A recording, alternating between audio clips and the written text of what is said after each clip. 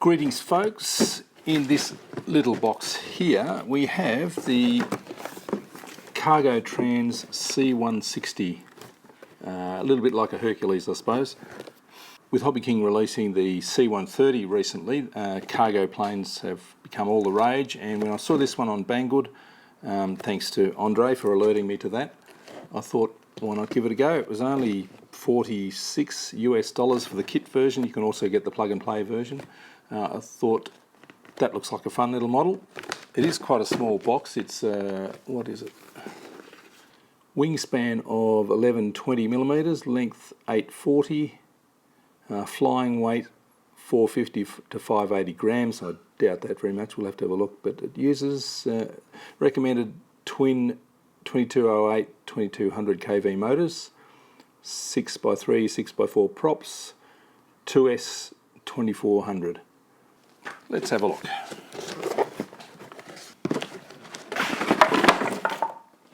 First thing I have to say, it comes with a very nice manual. Thorough diagrams for every aspect of the build, and it is quite a build. It is a fairly basic kit. I've had a quick look at it. The foam, it's fairly lightweight foam. Reasonable though, not too bad at all.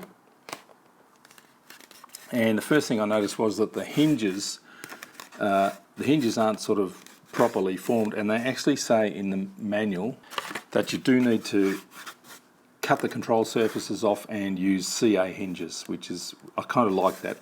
Some models, they'll just do the hinge line and it just doesn't work at all, and you've got to work it out yourself that you actually have to create your own hinges. In this one, they tell you in the manual that's what you have to do, so points for that.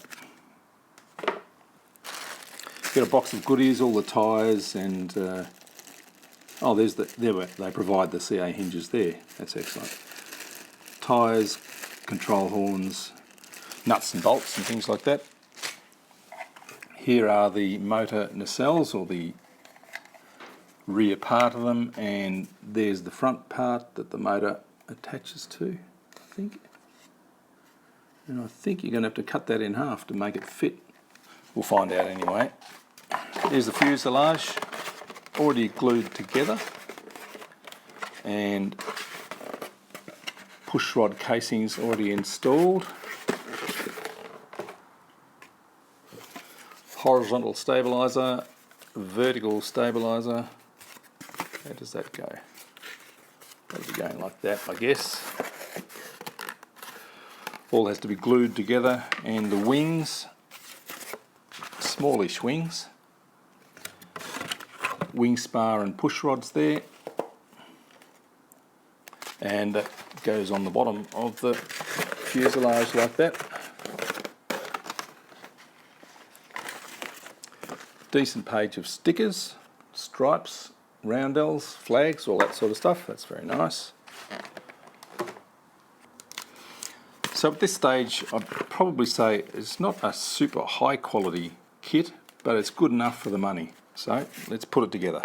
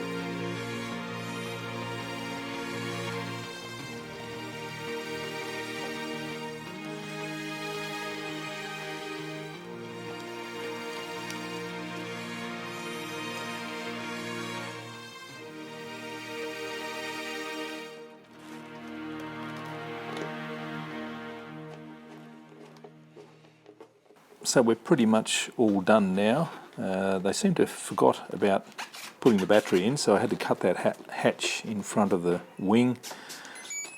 The CG works out pretty well correct with the battery just in the front of the firewall there. So I have differential thrust on the motors and they're counter-rotating as well. Differential thrust is mainly just for ground handling.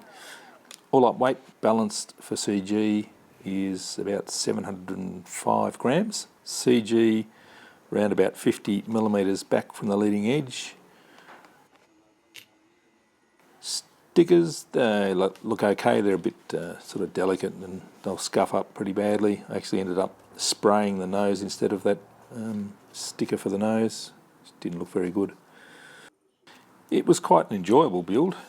All the bits were there in the kit.